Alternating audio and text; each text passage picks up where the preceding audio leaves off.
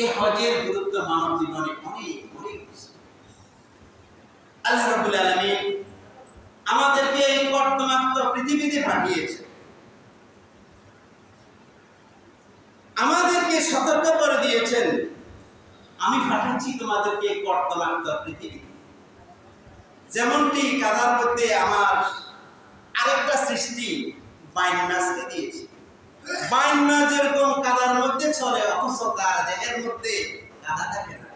কাদা থেকে যখন তাকে উঠানো হয়, মনে হয় যেন তাকে একেবারে সাবান দিয়ে, শ্যাম্পু দিয়ে, ওয়াশিং পাউডার দিয়ে ধুয়ে চকচকে দপদপ করা হয়েছে।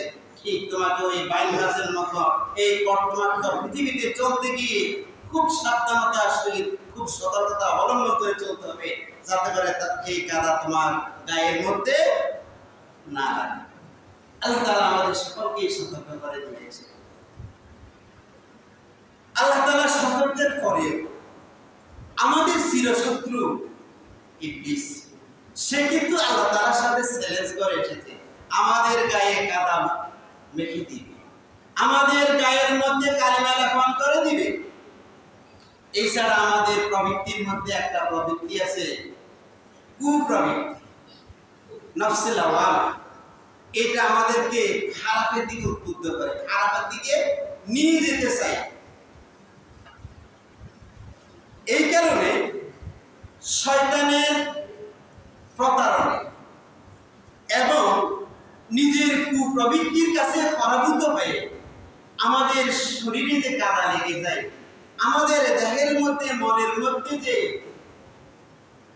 ময়লা লেগে যায়, সেটাকে পরিচ্ছন্ন করে দেওয়ার জন্য আল্লাহ তাআলা বিভিন্ন মাধ্যম আমাদের জন্য ব্যবস্থাপনা করে রেখেছেন।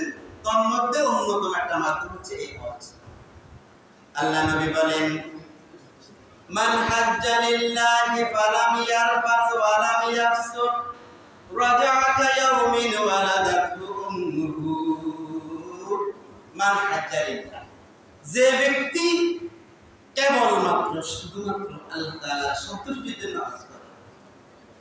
হজ কিন্তু আমাদের দেশে কিছু ফতারানা হজ হয়েছে, বোর্ড সামনে, এখন সে সাধু সাজে হজ করতে যায়। হজ করে আসার পরেও তার আগের যে চরিত্র, কোন চরিত্র চেঞ্জ হয়নি। আগে সে মিথ্যা কথা বলছে, এখনো মিথ্যা কথা বলে। আগে জনগণকে ধোঁকা দিয়েছে, এখন জনগণকে ধোঁকা দিয়েছে। আগে বোতল খেয়েছে, হজ করে আসার পরে বোতল খায়। এই হজ আল্লাহর কাছে গ্রহণযোগ্য হয় নাই। কার হজ গ্রহণযোগ্য হয়েছে আপনি দেখলে বুঝবেন, যে ব্যক্তি হজ করে আসার পরে তার চরিত্রের মধ্যে পরিবর্তন এসেছে। কি ছেলে কি হয়ে গেছে, কি মানুষ কি হয়ে গেছে, সোনার মানুষ হয়ে গেছে, ফেরেশতার মতো হয়ে গেছে। প্রতারণা করে না, ওয়াদা দিলে ওয়াদা খেলাপ করে না, মিথ্যা কথা বলে না, বিচারের নামে অবিচার করে না, মেয়েকে ঠকাই না। হাজি সাহেব হজ করে আসি, ছেলের নামে জায়গা জমি লিখে দিই, মেয়েরে বলে মা আব্বাতুল্লাহ দোয়া করেছে, আব্বাতুল্লাহ দোয়া করেছে। এটা জানেন, এটা সব জানেন। আল্লাহর আদালতে তাকে আসামি কাঠগড়ায় দাঁড়াতে হবে। আপনি তো দোয়া করবেন, সম্পদ দিয়ে দিবেন, দোয়া করবেন, আর সন্তান আপনাকে খাওয়াইবে, আপনার জন্য দোয়া করবেন। তাহলে বলতেছিলাম, আল্লাহ নবী বলেন, মান হাজ্জা লিল্লাহ, যে ব্যক্তি আল্লাহর জন্য হজ করে, ফালাম ইয়ারফাস ওয়া লাম ইয়াফসুক, এবং হজ করা অবস্থায় স্ত্রীর সাথে মিলিত হয় না এবং কোন রকমের পাপ করে না, রাজাআ কায়াউমিন ওয়ালাদাতুহু উম্মুহু, হজ করে সে ব্যক্তি এমন ভাবে ফিরে আসে যেন সে আজকে সত্য প্রসূত নবজাতক সন্তান।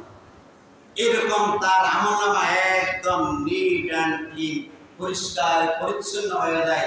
জীবনে সে যেন কোন রকমের কোন অপরাধ করে নাই। এখন আপনি যদি বলবেন, আমি তো অতীতে অনেক অপরাধ করেছি, বলছে আল্লাহ তাআলা যখন কাউকে ক্ষমা করে দেয়, সাইয়্যাতগুলোকে হাসানাতে পরিণত করে দেয়। সাইয়্যাতকে কি করে দেয়? হাসানাতে পরিণত করে দেয়। আপনি যে ভুল করেছেন, আপনি যে সীমালঙ্ঘন করেছেন, সব কিছু ইবাদতে পরিণত করে দিয়েছে।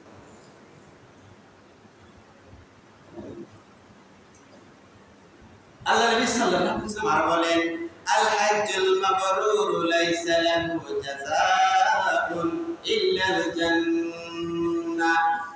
যার হজ আল্লাহ তাআলার কাছে মাবরুর হয়, কবুল হয়। আল্লাহ তাআলা যার হজ কবুল করে তার এই হজের বিনিময়ে পৃথিবীর কোনো কিছু দিয়ে হবে। একজন ব্যক্তি হজ করে আসার পরে মাবরুর হজ, মাবরুর হজ মানে কি? যে হজ আল্লাহ তাআলা গ্রহণ করে। সবার হজ কিন্তু আল্লাহ তাআলা গ্রহণ করে না। লক্ষ লক্ষ লোক যে হজ করে সবাই কি গ্রহণ হয়? সবাই গ্রহণ হয় না। যারটা গ্রহণ হয় তার ভাগ্য লেগে গেল, তার জীবন সার্থক হয়ে যায়। সে তো সফল মানুষে পরিণত হয়। সে ব্যক্তির বিনিময় হবে কি জান্নাত। আল্লাহ নবী বলেন যে ব্যক্তি হজ্জে মাবরুর নসিব হয় সে ব্যক্তির বিনিময়ে কোনো কিছু দিয়ে হবে না, একমাত্র জান্নাত। এই জন্য আল্লাহ তাআলা তাকে জান্নাত দিয়ে দেন।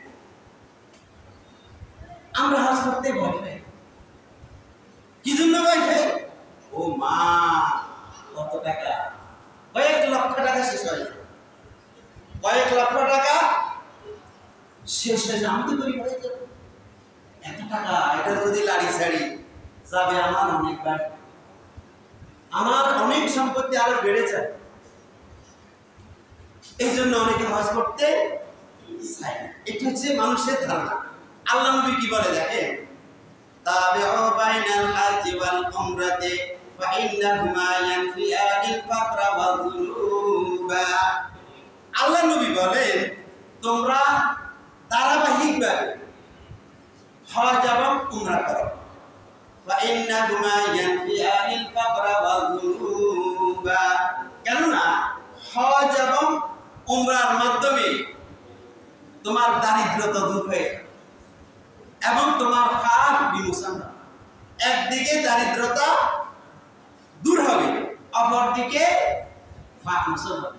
দারিদ্র দূর হবে, পাপও দূর হবে। আপনার অভাবও থাকবে না, আপনার গুনাহও থাকবে না। আমাদের রাষ্ট্রেরও অনেকটাই দায়িত্ব আছে। অনেকগুলো রাষ্ট্র বিভিন্ন লেখালেখিতে আমরা দেখি অনেকগুলো রাষ্ট্র যেখানে 3 লক্ষ 3.5 লক্ষ টাকা দিয়ে হজ করতে পারে, 2.5 লক্ষ টাকা দিয়ে হজ করতে পারে। আমাদের দেশে প্রায় 7 লক্ষ টাকার মতন লেগে যায়।